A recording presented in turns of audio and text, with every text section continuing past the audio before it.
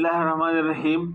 I'm Dr. MOHİB ULLAH WAZİR, and the topic is the fibrous flexor sheath of the digits of hands. Look over here.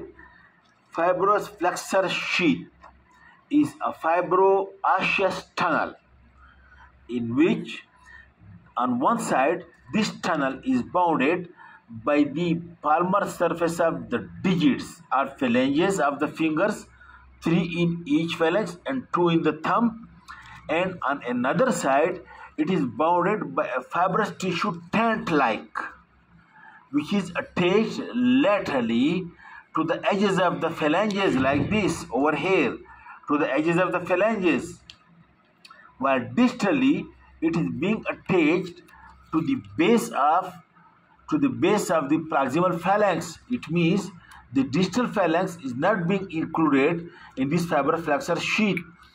In this way, fibroosseous tunnel is being formed over here on the palmar surface of each finger, bounded on one side by the palmar surface of phalanges and other side by this fibrous flexor sheath.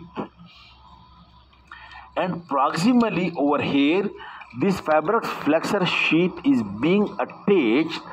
Proximally it is attached, look, to the distal slips of the palmar aponeurosis. Look, this is palmar aponeurosis which reflected distally, and these are distal slips.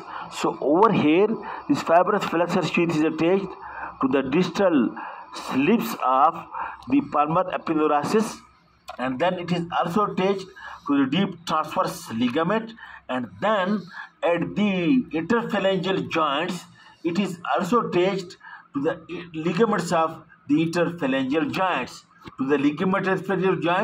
and then to the slips of the palmar aponeurosis, and then to the deep transverse ligament, and at the margins attached to the margins of phalanges.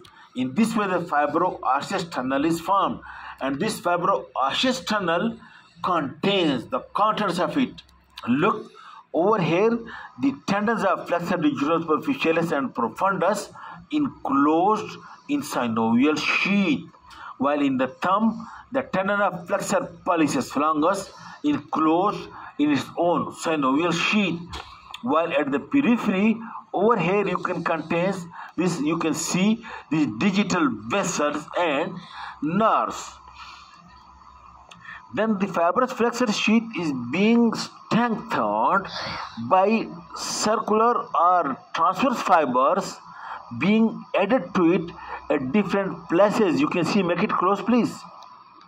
This transverse fiber which you can see over here, these are called as annular pulleys, while these cross fiber which are being added over here, these are called as cruciate pulleys.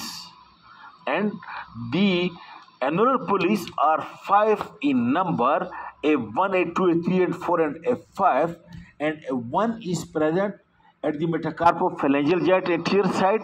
A2, that is the transverse fiber being present over here at the proximal phalanx. A3 at the proximal interphalangeal joint. A4 at the proximal surface of the middle phalanx, and A5 at the distal interphalangeal joint.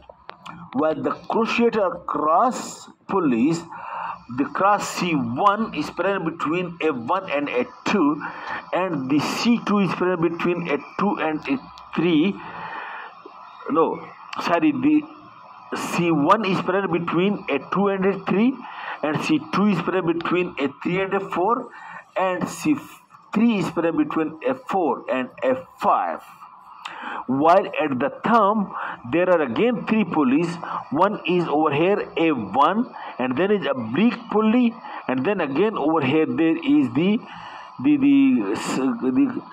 cruciate pulley. One cruciate pulley over here, one oblique pulley over here, and one the annular pulley at the metacarpophalangeal joint. These make the fibrous flexor sheath more strong. Now, what is the function of fibrous flexor sheath? It provides a tunnel through which passes the tendons in core synovial sheath. And number 2, while flexion is being done, these tendons will tend, these long tendons, they will tend to come out of these phalanges. But this fibrous sheath, it Keep the tendons always in contact with the phalanges and do not allow to come out of these like this, so that the flexion is being made efficient. If it comes out like this, then the efficient flexion would not be done. That's why these fibroflexor sheath always keep the flexor tendons in equidistant sheath in contact with the phalanges, so that the proper flexion is being done and they do not allow to bursting out of the phalanges. This is the function of the fibrous flexor sheath. Okay, thank you very much.